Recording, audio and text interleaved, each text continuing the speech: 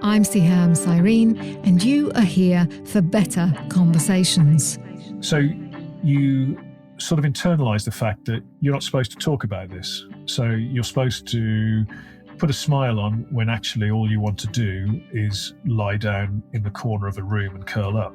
But actually you need to put a smile on because you don't talk about your mental health. And so a big part of the stigma, I think, is the self-stigma that society puts on you. So to come out and share your story, it is complete acceptance. It's accepting that this is who you are.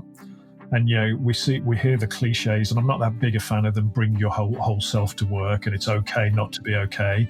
It's definitely not okay not to be okay, because we need to kind of work to proactively be better than not okay. It's okay to talk about not being okay, but actually it's accepting of who you are. And when we can accept who we are and talk openly about that, a magical thing happens. And that is the burden, the heaviness that we're carrying of hiding and pretending to be something we're not, is lifted. While we're gifted with speech, conversations, really good conversations, don't happen as much as we'd like. In this podcast, my guest and I deep dive into all the corners of what makes a conversation awkward and uncomfortable, or warming and memorable.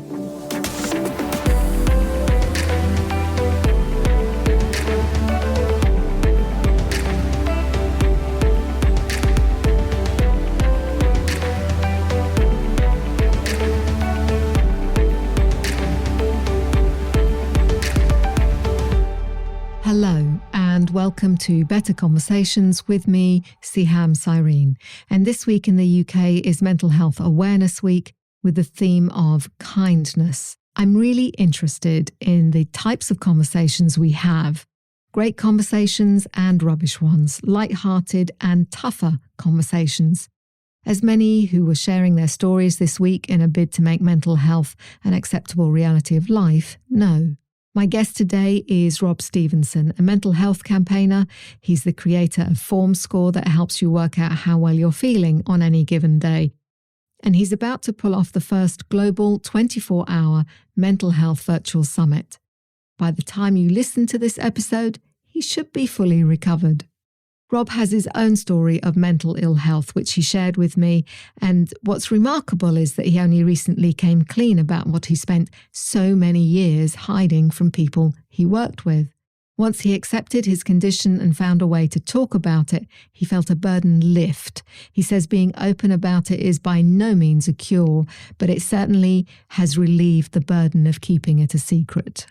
He's campaigning for change about attitudes and support for mental health.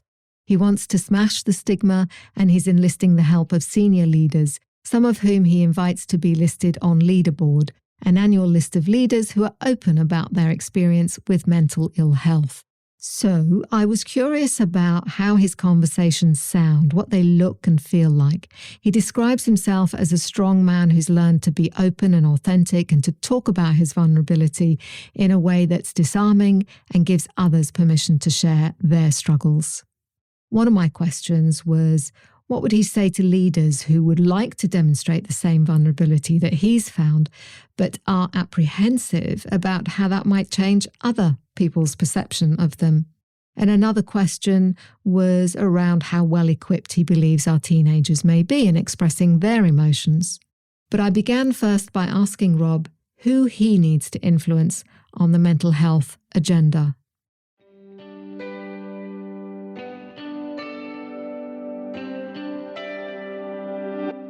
It's a really interesting question. That I need to influence quite a lot of people, because what I do professionally it's all around inspiring change and influencing change on the mental health agenda. So specifically, it's senior leaders in workplaces, it's board level individuals, but also it's employees, and it's everybody, where I try to influence and inspire them to prioritize their mental health. And I'm trying to do that remotely now. And one of my projects, I need to influence investors. And at a more societal level, I've even been trying to influence government. So I think it's a really big range, to be honest. Can you give us an example of what one of those conversations might look like? Yeah. So, for example, if I'd be talking to a senior leadership team or a board of an organization, I would be trying to make them walk away thinking they need to do more on the mental health agenda. They need to prioritize the mental health and well-being of their employees, treat it as a strategic priority. So that conversation would be, I think, really framing the issue. And I do that both at a kind of macro level, but really tied into my personal experience of living and working with bipolar disorder. And then sort of take them on a journey as to really why investing in the mental health and well-being of employees is the right thing to do, but it makes good business sense. So it's a bit, I guess, that conversation, it's influence. It's a bit like I'm pitching a concept to them and taking them along on a journey to try and get to an endpoint that is inspiring change. And within that conversation, what's most important in terms of how you come across? I think what's most important in terms of how I come across is authentic, open, and vulnerable. So I think the reason I'm quite effective at what I do is because it comes from a place of sharing my personal experience of my mental health challenges. So that authenticity, that vulnerability, I think disarms people on the issue and makes people think, actually, we've got this confident man standing in front of us who is being open about a topic that society says perhaps you shouldn't be open about. And so it's that vulnerability and openness that I think is really important. Are you up for sharing a little bit of that story with us right now? Absolutely, yes. So I was diagnosed with bipolar disorder when I was 30, but I can see the signs of it going back to my late teens and my 20s. I'm 48 now. So it was a long time where I knew I was different, but didn't know that I had any sort of mental health challenge. I was either the life and soul of the party, complete center of attention, or I was withdrawn, thinking I was antisocial, thinking I didn't like people. And I tell the story of my 30th birthday where around the table, we've got all of my best friends in this Moroccan restaurant in London. And when it's time for the cake to be brought out, the music stops, the lights dimmed, and the cake is brought out in this procession of singing and dancing and drums. And you can almost imagine you were in a sort of souk in Marrakesh. That cake is then presented to the head of the table. But that was my best friend, Smithy, because I was alone in somebody else's flat, not being able to face being out on the night of my birthday celebrations. And soon after that, I was out of the workplace for 3 weeks, and my boss said, I think you need some help. And she'd researched the numbers of some local therapists and suggested I went to the doctor, which I did. And I was diagnosed with depression, which later became a bipolar 2 diagnosis. And for the next few years, I was in a really dark place, trying to come to terms with this, with therapy, with medication. And then over time, and with the love of those close friends and family around me, I learned to manage my condition. I learned that sleep is really important, exercise is really important, social connections is really important for maintaining a positive sense of mental health. And became very effective at doing this. Would still end up in periods of depression where I couldn't get out of bed from time to time, but actually was effective in managing it. But I think the issue for me was I did so very much under the radar with only those close friends and family knowing about it. And that took me right through to 2017 when I was inspired to come out and share my story. Wow. What part of that, Rob, was about acceptance?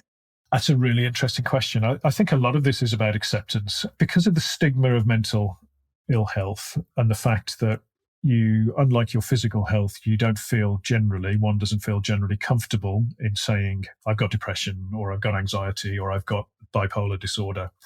So, and it's changing and we're working hard on changing that, but that's the state of play and certainly was when I was going through my 30s. So you sort of internalize the fact that you're not supposed to talk about this. So you're supposed to put a smile on when actually all you want to do is lie down in the corner of a room and curl up. But actually you need to put a smile on because you don't talk about your mental health. And so a big part of the stigma, I think, is the self-stigma that society puts on you. So to come out and share your story, it is complete acceptance. It's accepting that this is who you are. And, we hear the cliches, and I'm not that big a fan of them, bring your whole self to work and it's okay not to be okay. It's definitely not okay not to be okay because we need to kind of work to proactively be better than not okay. It's okay to talk about not being okay, but actually it's accepting of who you are. And when we can accept who we are and talk openly about that, a magical thing happens. And that is the burden, the heaviness that we're carrying of hiding and pretending to be something we're not, is lifted. And then there's a sense of lightness that can come. And with that sense of lightness, what can happen is that we can feel less challenged by those conditions that we've been hiding in the first place. So I can tell you I get less episodes of depression and mania since I've been open than I did before. And many, many people I speak to on my Inside Out LeaderBoard and other people who are open about their challenges would say the same. Wow. And I can only imagine that that's because you've removed an element that probably frustrates things altogether, right? Which is the stress of trying to hide it. Yeah, absolutely. There is a stress in trying to hide it. And as I say, there's a lightness in being able to be yourself. And I think you've removed one big pressure. It doesn't solve the problem. It doesn't make everything go away. But it does remove an additional burden that we don't have to be carrying. And actually, we're talking about conversation here, but human connection, for me, is so important in terms of our mental health. And it's often overlooked. So some of the most uplifting meetings that I can have are where I'm talking to somebody who also experienced a mental health challenge. We both share our stories. Then we talk about whatever business that we've got to talk about. And we walk away feeling uplifted with a boost in our FormScores. Now, that connection and sharing of that is really magical. For sure. I agree with you. I think that ability to be able to be open and discuss exactly how you're feeling, what's on your mind. And I was going to ask you, and you somewhat answered it, but I wondered if there's anything else, how your conversations have changed since you have been open. It's a really good question. Since being open, and particularly when I'm talking to people about this topic that I'm so passionate about of mental health, I would say the conversations are more valuable. I'm just trying to find the right adjective here. They're richer. They're just more important, and they're deeper. I think deeper is the word I'm looking for there, because of that connection. You're connecting on a human level about issues that we don't normally connect on. And mental health isn't the only way of doing this. It's obviously what I'm passionate about. But I've had the same sort of business conversation with the same person before and after me being open. And the richness, the depth of that conversation has been much better, much richer, much deeper, because we've shared how we're feeling as humans, rather than the business bullshit that we would normally talk about. I'm not sure if I could swear on this, but I probably will. Yeah, no, you're welcome. It's a bit late now, isn't it? But yeah. So the business bullshit that we would normally do is replaced by something that is meaningful, and then we talk about the issues that are on the agenda of the meeting. So it's richer, it's deeper, is the way I describe it. It's almost like setting the scene. It's that getting a sense of where our energy level is and allowing for some synchrony, right? We actually can exchange something where we feel similar. We feel we've got something in common. And then that makes the rest of the conversation so much easier without the mask that, of well, I'm fine and we're here and we're going to discuss. Yeah, I think that's right. And I think you're sharing something of value, and I'm a big fan of Brené Brown and her work, and this gift of vulnerability, and you're trusting someone with the vulnerability. And if you dare greatly, in her words, to do that, then what you'll get in return is a much richer, deeper conversation, because you've given, and that person will then feel comfortable in giving back. And I think the reason that successful is not quite the right word either, but the reason I'm effective in what I'm doing with the Inside Out LeaderBoard and publishing a list of business leaders who are open about their mental health challenges is because I start every conversation with sharing my story and my challenges and the benefits of being open for me. And I think there's a gift in each of those sharings that we do that put people at ease. Going first, right? You make it safe and you make it okay, and you're effectively saying whatever it is, it's fine, right? Yeah, absolutely. And it is we talk a lot about creating safe spaces, particularly in the workplace, particularly on the mental health agenda. The way we create safe spaces is with vulnerability and daring greatly to go first. And that's why I'm really passionate about business leaders doing exactly that, because when they do that, everybody else feels comfortable doing it. They're not the only role models in an organization, but they can create the safe space for culture change. Let me ask you this, because it's a question I get asked by leaders who are in sort of that space of wanting to be open and vulnerable and honest, but feel they may be oversharing or it might undermine them in some way. What would you say to them? I'm going to reflect on that for just a second. If you're coming at this from an authentic place, then it's not oversharing. It's actually giving that gift to people of you sharing something that is important and human. And I'll give you a lighter example of this, actually. So the CEO of Goldman Sachs, David Solomon, I'm not sure if he's still the CEO, but David Solomon is a DJ. And in his spare time, under the DJ moniker of D-Sol, he likes to spin a few tunes, right? And so I found out this because I'm a DJ and I thought it was brilliant. So a big poster on LinkedIn, I put a post out there saying, hey, David Solomon, the CEO of Goldman's at the time, is a DJ. And this post got 30,000 views. It really resonated with people. And why is that?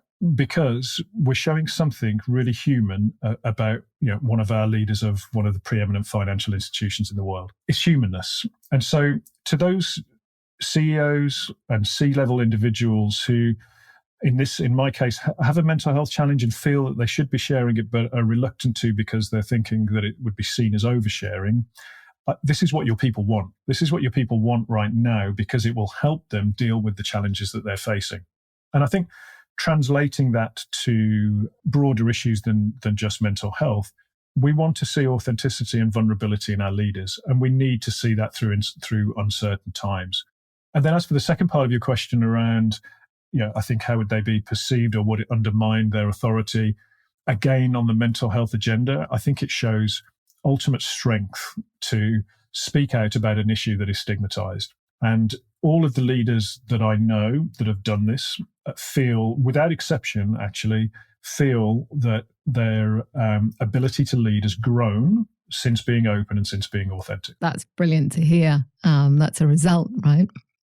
Yeah, it is a win-win, but it's getting back to that daring greatly proposition. And look, I know where we're at in the world. Mental ill health is really stigmatized, and you will be perceived differently, and it's different in certain territories as well, in certain countries, if you are open about the fact that you have a mental health challenge. There is a wave coming that is changing that, and in 10 years' time, there will be no need at all to publish a list, in my opinion, of business leaders who are open about the fact that they've got mental illness or have had mental illness. So it is coming, but it's got to feel the right time for an individual. But I think what I would say is that when people do it and come out and be authentic, they wish they'd have done it years ago. Well, and as you say, it's a relief, right? It's there's a release from not having to pretend. You post daily, right? And you post your score out of 10 daily. What response do you get from people when they first see that from you? I think I get quite an interesting response when I post my score. And the whole FormScore concept, it came out of a tool given to me by a therapist years ago. And so I've been using this score out of 10 to track my mood or my form, my mental health for years. And as a campaigner, I started posting it on LinkedIn and my email signature, just as a bit of an experiment to talk about smashing the stigma, actually. But the reaction to those posts are quite interesting. So, and some of them unexpected. So people would say, I really like getting an email from you with your score in the signature because I'm curious to see what your score is that day. And then others have said that they really like it when they see me post a high score, an 8 or a 9 out of 10, because that gives them a boost in their own score. And I'm like, really? Is that a thing? Is a positive score infectious? So I've tested that a little bit, and it seems it is. And then there's the obvious one around when you post a low score, the level of support and empathy and human connection that comes back, because people care. People that know me care, and people that don't know me care. There's that human level of connection. So I'm really evolving this concept into an app that will allow people to connect around their scores. And I'm pretty excited about that, because I think we're at a stage where people know that mental health and well-being is an issue. They don't necessarily want to talk about it because of the stigma of mental ill health. So my take on that is, look, let's get people talking about their form. A score out of 10, it's quite, again, non-threatening, creating that safe space in a different way. But let's connect on it. Let's share it, and let's support each other when low. Let's celebrate each other when we're going through tough times and we're coming out of it. But let's connect on it. I think that's brilliant. As I'm listening to you, I have a question in my head. Imagine if on LinkedIn there was a functionality as standard as your name that had a score, and you could basically, you check in, right? What impact do you think something like that would have? Well, that's exactly what I'm building, really, albeit not on LinkedIn. Maybe LinkedIn, they quite like to license it from me at some point. But I think the impact that would have, and this is what I believe, is we would be able to facilitate the human connection that we've just been talking about, and the vulnerability that we've been talking about across a digital platform and remotely, which is really, really important right now, because everybody is working remotely and will be changing the way they work even when we're coming out of the lockdowns that we're in. So I think that ability to have some functionality where people can safely share how they're feeling, that doesn't get into the stigma of mental illness and mental ill health, but just allows people to connect on this issue of how are you today. I think the impact will be really positive. I think people will feel more connected. I think people will support each other better. I think we can facilitate better humanity in our workplaces and within our teams and communities. It's a bold ambition, but I think it could have a profound effect. Well, that will be wonderful place to get to with it. Better conversations. We all want to have them at work. Have you often felt that your colleagues haven't always received your communication in the way you'd like? Or that you struggle to express yourself clearly on issues that matter? When someone can communicate with clarity, confidence, and empathy, their team becomes inspired. As leaders, part of helping our team to do their job effectively is to motivate and guide our people to deliver on their goals. And when we're equipped with coaching and communication skills, it provides a platform to be our strongest and most confident self, a leader everyone trusts. Did you know it's the #1 skill that sets the top leaders apart from the rest? That's why we've created a 12-week online course hosted by executive coach Sehaam Cyrene, helping you to navigate those meaningful conversations with skill and compassion. Enroll today at leaderswhocoach.today. What in the conversation, what are the skills that you think make for that great connection that you've talked about? That's a good question. What are the skills that make for great connection? And I think we touched on what allows it to happen, which is the openness, the vulnerability, the authenticity. I think then if we've created that landscape to have the conversation, for me, it is about passion, engagement, eye contact, body language. Is this person really feeling what you are saying? And it's really easy to convey that if you are talking about and living, your passion, which I do. I've worked previously in executive search, for example, where I had to try and influence people in conversations to try and win business. That always felt a bit more like a chore to me because you're in sales mode. I wasn't completely passionate about what I was selling. And that was a much more difficult process. Right now, I find it really easy to talk about the stuff we've been talking about and convey that sense of passion and create that level of engagement. In those conversations, what do you say you're really good at? I think I'm good at taking people on a journey. I think I'm good on my topics of inspiring people. Again, we can talk a little bit about when I'm off my topic, because I think I'm slightly different then or quite different. But I think I'm good about taking people on a journey, inspiring them, thinking that it's okay to challenge the status quo and leave them with this sense of energy to galvanize action. Again, I think I do that from the position of passion that I have about it. And when you sense that someone is maybe ready and open to sharing, but is a little bit hesitant, are you aware of any sort of adjustments or what you may do to kind of make them even more comfortable?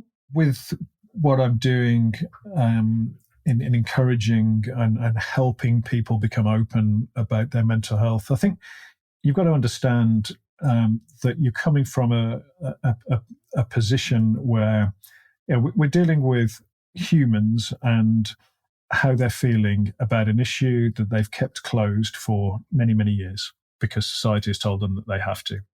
So I think from the starting point, this isn't a sales conversation. This isn't an outcome where we've got to get to there and they've got to be saying, right, I'm going to come and share my story of depression tomorrow.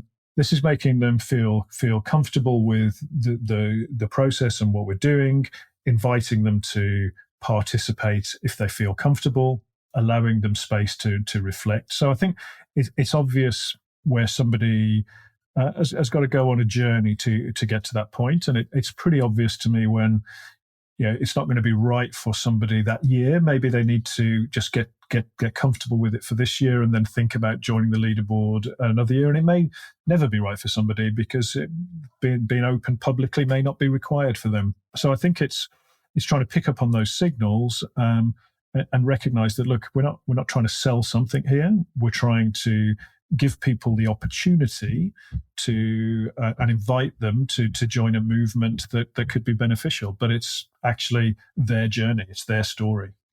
What essentially you're saying is there's a need to slow down either the conversation or allow the time for the individual to kind of come to that place of accepting that, this is possibly something good to be able to talk about. There were some lovely words that you were using in there, which one was inviting, and just giving them kind of space, because I think so often we rush through our conversations. Even as you were talking, I sensed you slowing down in almost like, I don't know if you were imagining yourself in a conversation and what that would look like or feel like. One of the skills that I teach leaders is just to ask a question and hold a space for as long as that person needs it, and also be gentle on, what they first articulate may not be exactly what they want to express or say. Do you find that? Absolutely. I mean, silence is such a underused and powerful, I want to say tool. It's not, we can use the word tool, but it's something wonderful and powerful that if we can, and it is in this context, it's giving people space. In other contexts, silence can be used to negotiate. And I've had a lot of training on the use of silence in negotiations because it gives people are uncomfortable with silence, but sometimes they need silence to process what they're thinking. And it's definitely underused. I think for me, it's interesting you said my pace changed because I was obviously reflecting there on times where people might have been struggling to tell their story to me and needing that time and space. And it comes sort of naturally to me to follow that because I know from experience how difficult it can be. And the other point is it's a really privileged position to be in, to sit across the table or having a coffee with someone when they're sharing their story that they've kept locked up for many, many years. And that can unfold in very different ways for people. So it's crucial to give them space, silence, permission, all of these things to allow them to tell me their story. And for you personally, what have you found out of all of those sort of skills or techniques or whatever, which one have you found the hardest to adopt? Again, good questions. I'm liking these questions. So for me, I tend to want to fill spaces with answers. I tend to think that I know it all, even and I don't. I know that I don't. I'm mature enough to know that now. So I tend to, in general life, even if I don't know something, will have a view and put it forward and need to be seen as the person that has the knowledge. And it's a failing of mine. So I think through this process of having conversations with people where there is no call to do that. There is no ability to interject in their stories. There is that need to slow down and give them space. I think that's probably made me more open to having better conversations when my natural instinct is to kind of wade in with a view. Yeah, the fact that it's not your story and it's not your space to step into has taught you the power of that, the power of being able to just listen. Yeah, correct. Absolutely. Nice. And what do you think generally in conversations, what do you think gets in the way of having a good conversation? I think it's what gets in the way. I think it's ego. I think it's fear. I think it's uncomfortableness, bias, preconceptions, and general. And I'm going to swear again. General society bullshit. I think all of these things can just put a blocker to actually having meaningful conversations. And again, getting back to my example on mental health, those blockers seem to be removed when you share and you give that gift of vulnerability. But I think it's those things that can often get in the way in general conversation. Yeah. My guests certainly talk a lot about ego being the thing that kind of gets in the way so much. But I think also sometimes when you're in a leadership role, you are paid to have the answers or to know or to have a point of view. And because we put so much weight on that, it puts a lot of pressure on leaders sometimes to feel like they should have the answer. They do need to know, and they need to be, have a resolution for everything when actually they probably don't. Yeah, I think for me, leadership is about the responsibility of making the call at the end of the day. But to make that call, I think the most effective leaders will give people around them and surround themselves with people that will help them change their mind. I think the best leaders will change their mind a lot and will allow people around them and actively recruit people around them that provide those opposing views, that challenge thinking, that bring new ideas. And then when the call needs to be made, they'll make a more effective call because of that. Tell me more about the changing mind aspect of leadership, that it's okay to do that. If you are running a business, a sports team, a community, whatever it might be, a government, anything that has value, you can't be expected to be across every decision, strategy, idea that can happen in that ecosystem, that organization. And so I think the most effective leaders, and I've heard Jeff Bezos of Amazon talk about this a lot, is actually he will change his mind a lot based on the input that he's given, because actually you're employing and you're working with and you're engaging with, in whatever you do, experts in elements of running that organization. So as the leader, you can't be an expert in all of that. So if you're not going to change your mind at the end of some discussions based on the view of an expert, why are you hiring the experts? You might as well not have bothered in the first place. So for me, it's that confidence of actually to say, yeah, I'm wrong on this. Your view is right. I'm going to change my view to that, to the same as yours because of what you've told me, and being open and I guess trusting and having that level of confidence in the people that you have around you. Right. Well, you've hired them because they're great. Now it's probably the time to listen to them. Absolutely. Yeah. What would be a fantastic outcome for you personally in terms of mental and your campaigning around mental health over the next year? In 12 months' time, I would like to really have made an impact in how people think and act around their mental health. I'd like more and more people to be using the concept of the score, the FormScore, the out of 10, to really reflect on what is driving their mood, what is driving their mental health, and then being able to promote positive mental health and influence it. So that's a vague answer. I don't have a particular number I'd put on that, but I would like to really influence hundreds of thousands of people, approaching millions of people, with this methodology that I think can help people on such a scale.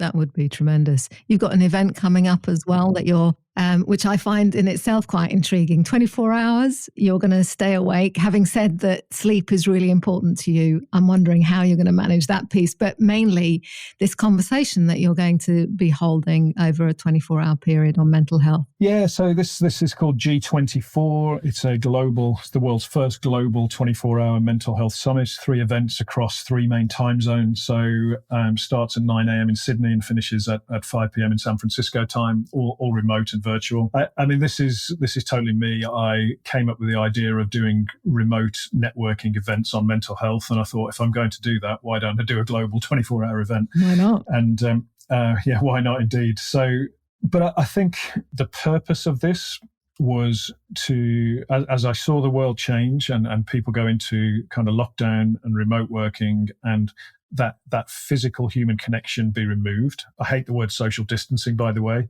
It's physical distancing, but we need social connection. So as people are physically distant, I wanted to find a way to keep the conversation going about mental health and allow people to connect around the mental health agenda. So that was where the idea and the motivation for the idea came from. In terms of the conversation in the day, I mean, I certainly won't be doing all of it, but we've curated a world-class agenda of CEOs, of thought leaders, of CEOs of charities to really get a perspective on mental health and well-being in the workplace as a result of the coronavirus and remote working and distancing. And so really excited about it. I think staying up for 24 hours will be a challenge. And it's a while since I've pulled that sort of all-nighter. And I recognise that there is a compromise in my well-being there, so I'll make sure I recover afterwards.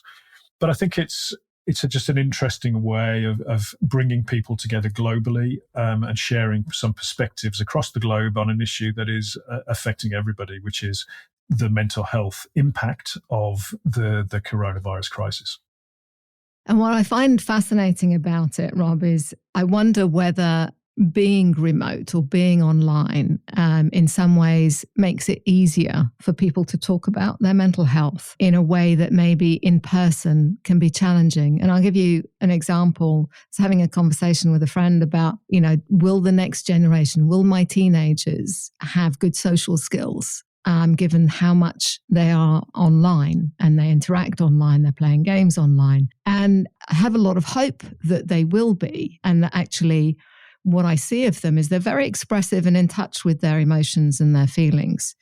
And in fact, their online presence and their friends and so on, especially, with friends who they know have met in person, as well as, friends that they've never met and have only met online. They have a real capacity for expressing themselves and speaking truthfully about how they're feeling or where they're at. Do you think that may go, to the other extreme, or do you think that actually they will probably be well positioned for managing their mental health?